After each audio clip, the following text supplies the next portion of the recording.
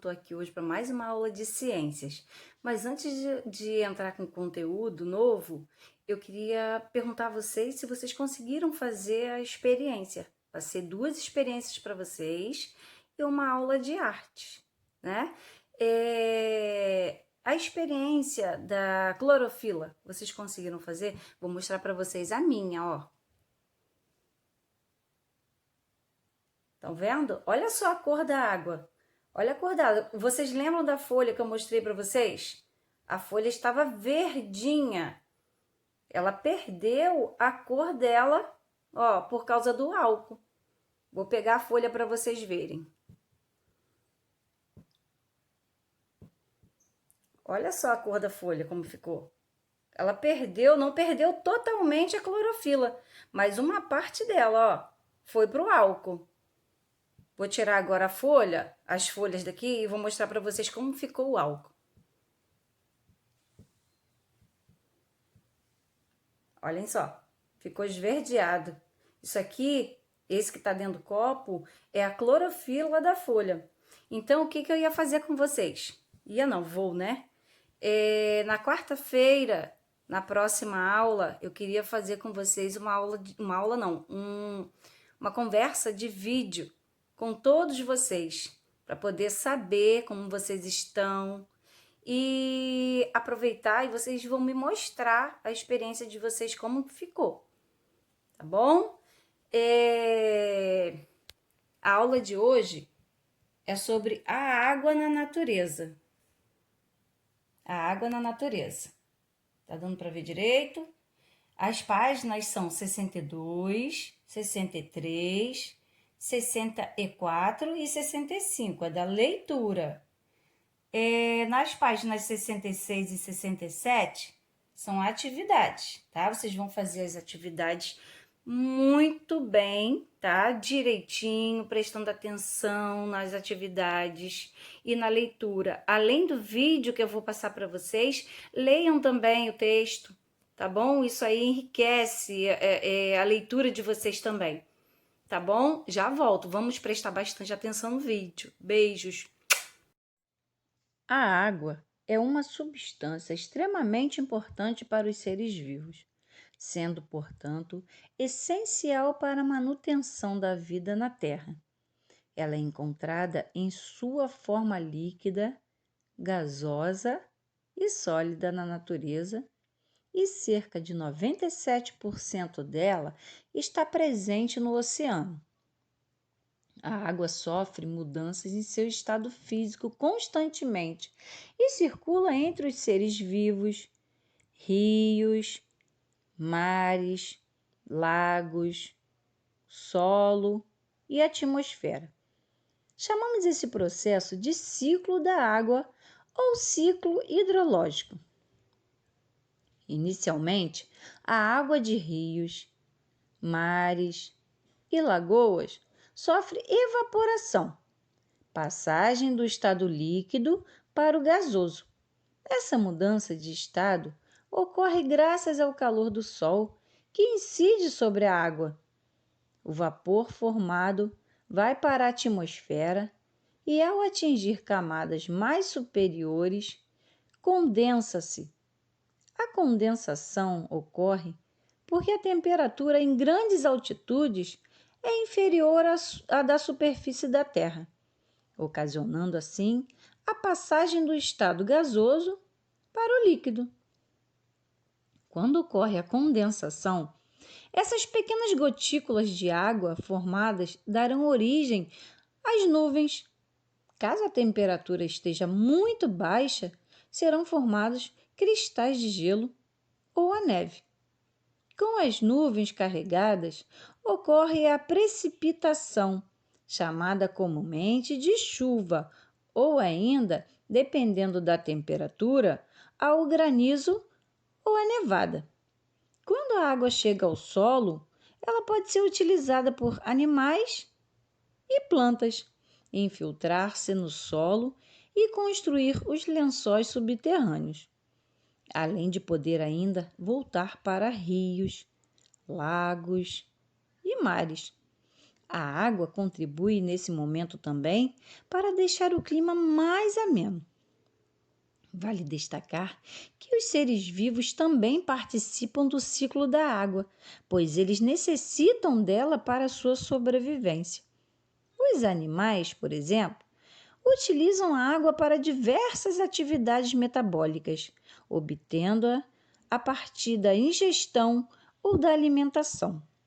Já as plantas necessitam de absorvê-la para que o processo de fotossíntese seja realizado, além de outras atividades metabólicas. Parte da água utilizada pelos seres retorna ao ambiente por diversos processos, como a respiração, excreção e a transpiração. Esse último fator é o principal responsável pelo retorno da água para a natureza. Ela também é devolvida após a morte dos seres vivos através do processo de decomposição. Podemos classificar o ciclo da água em 2 tipos: o ciclo curto ou pequeno e o longo ou grande. O ciclo pequeno engloba apenas a evaporação da água de rios, lagos e mares, bem como seu retorno à superfície através da precipitação. Já o ciclo grande é aquele que envolve a utilização de água pelos seres vivos e o seu retorno através de processos como transpiração e respiração. É importante lembrar que o ciclo da água acontece constantemente em todo o mundo. Você sabe o que acontece com o ciclo da água quando o ambiente é alterado? O que ocorre em áreas onde a vegetação é retirada para a construção de ruas, casas e edifícios?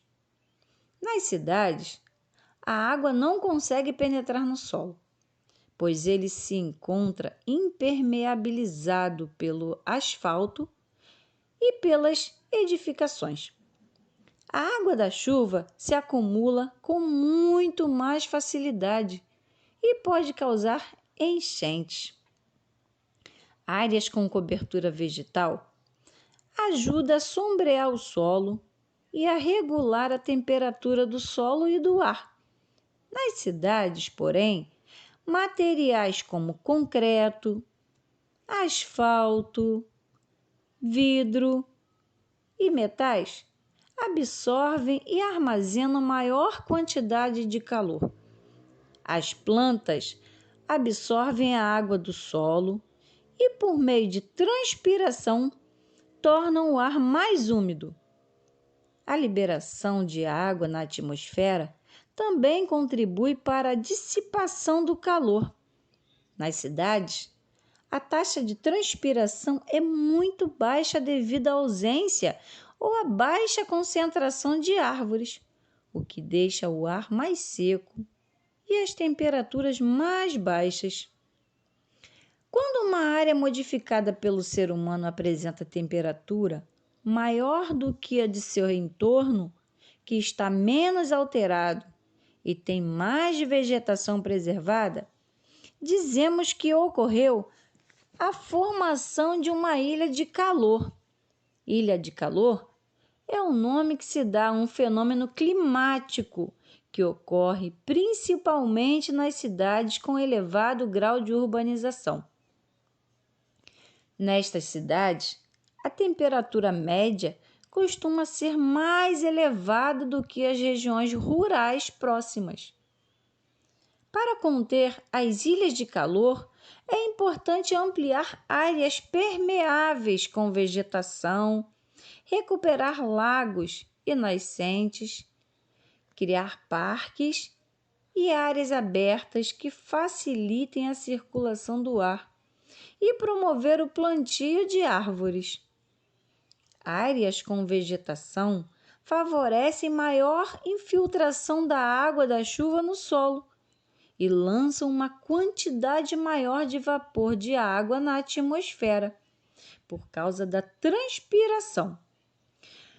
Um dos problemas sociais provocados pelas chuvas e pelo acúmulo de água em vias públicas é a construção de moradias em locais que possuem riscos de desmoronamento ou de inundações. As causas dos desmoronamentos é a erosão decorrente do desmatamento e da chuva, que leva consigo parte do solo. Quanto às inundações, devido à impermeabilização do solo, a água não consegue penetrar e depende da intensidade da chuva e do declive do terreno. Ela tende a se acumular nas vias públicas e nas casas, provocando grandes prejuízos para os moradores da região atingida. Outro fator que contribui para as inundações é o acúmulo de lixo nas vias públicas, que com as chuvas é carregado e retido nas entradas das galerias da rede de drenagem na cidade. Espero que vocês tenham entendido o vídeo, a matéria, tá bom? Beijos!